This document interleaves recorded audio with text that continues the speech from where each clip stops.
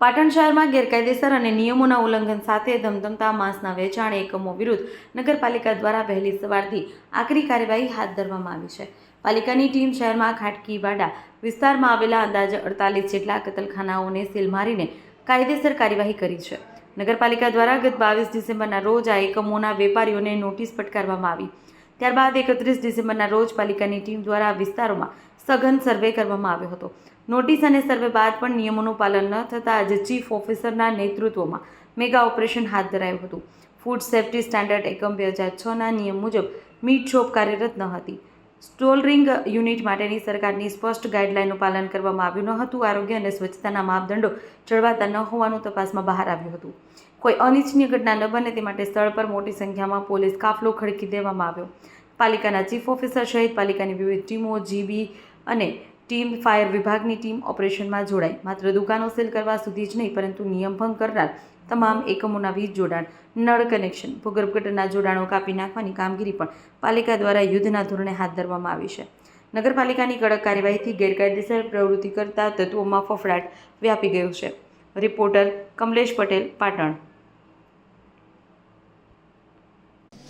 અમારા તરફથી આજની જે કાર્યવાહી છે એ કાર્યવાહી ન કરવા માટે અમે આજે સવારે પોલીસ સ્ટેશનમાં એક અરજી આપી છે અને જેની અંદર અંજારિયા સાહેબનો હુકમ જે છે, કોર્ટનો હુકમ છે, એ પણ અમે અમને આપ્યો છે કે ભાઈ જ્યારે મેટર સબજ્યુડિસ હોય, આજની તારીખમાં આ જે નોટિસ જે આપી 31/12ની જે નોટિસ છે એમની 22/12ની જે નોટિસ છે એ 22/12ની નોટિસને ચેલેન્જ કરતી પિટિશન અમે હાઈકોર્ટમાં દાખલ કરેલી છે ને એ ઓલરેડી હાલ પેન્ડિંગ છે અને સબજ્યુડિસ છે અને સબજ્યુડિસ મેટરને રિસ્પેક્ટ આપવું, તેમાં આગળની કાર્યવાહી ન કરવી એવું હાઈકોર્ટનો હુકમ છે, એ પણ અમે આપ્યો છે। તે છતાં પણ આ કામગીરી કરવામાં આવી છે તો અમે જેટલી લીગલ કાર્યવાહી કે ઇલીગલ કાર્યવાહી હશે તેની સામે આગળ અમે હાઈકોર્ટમાં જઈશું।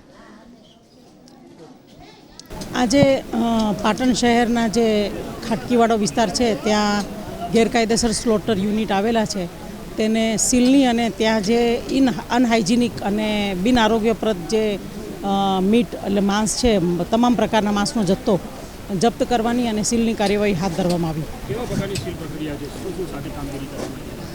આમાં જે સ્લોટર યુનિટ તરીકે રહેણાંકનો જે ભાગ વાપરવામાં આવે છે તે ભાગને આગળથી જ અમે સીલ કરી દઈએ છીએ। ખાલી માણસો આવજા કરી શકે એટલું રેસિડેન્શિયલ એરિયા એમનો ખુલ્લો રાખીએ છીએ અને બાકી જેટલી સ્લોટર યુનિટ છે બધા જ સીલ કરવામાં આવશે।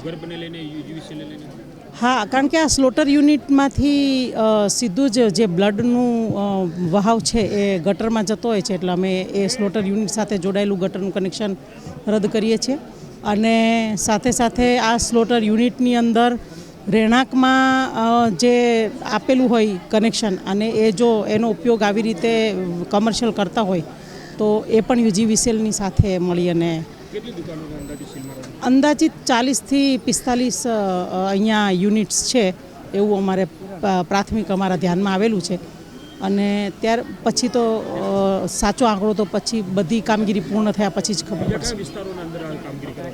બીજું બુકડી અને જે રેલવે છે ત્યાં પણ આ પ્રકારના યુનિટ આવેલા છે તો ત્યાં પણ આ કામગીરી કરવામાં આવશે।